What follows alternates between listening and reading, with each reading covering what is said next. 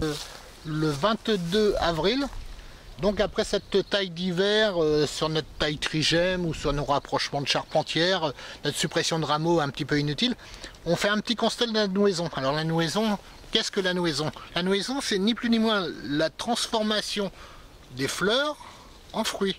Donc on s'aperçoit que sur un œil, donc l'œil de départ est là, l'œil qu'on a conservé pour cet hiver, c'est transformé 1, 2, 3, 4, 5, 6, 7, 8 fleurs, vous voyez. Alors il y a des fleurs comme celle-ci, des fleurs qui n'ont pas été fécondées, hein.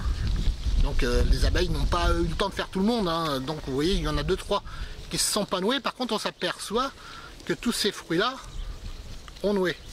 Donc vous voyez, ils sont formés. Alors maintenant, arrivé à ce stade-là, à savoir que si on garde ces 5 poires là, on en aura forcément 2 trop.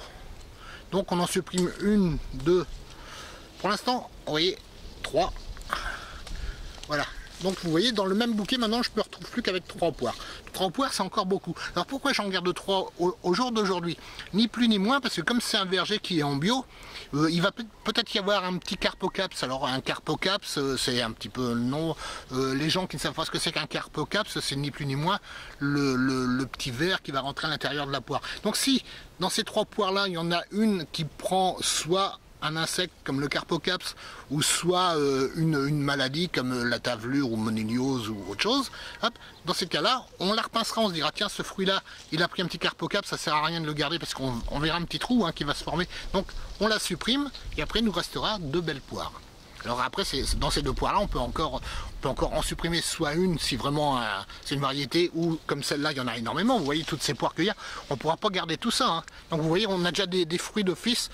Ça c'est un petit peu plus petit que l'autre, donc on va en garder 2. Là vous voyez, on supprime celle-là. Vous voyez, c'est celle-là déjà, on s'aperçoit que elle souffre déjà celle-là, hein, par rapport aux autres. Vous voyez la différence de grosseur. Donc hop, on supprime celle-là et regardez, on regarde. Donc celle-là, je pense qu'on peut la supprimer également. Donc on va garder 2 belles poires sur ce bouquet-là. Et ça, bon, évidemment, sur un grand verger, je parle de faire ça chez vous, hein, mais on s'aperçoit, hein, quand tous ces bouquets de fruits, là, il y a beaucoup trop de poires. Donc, il y a une chute physiologique, hein, et puis après, on supprime. On n'en garde que 2 par bouquet, 1 ou 2, en fonction de la grosseur.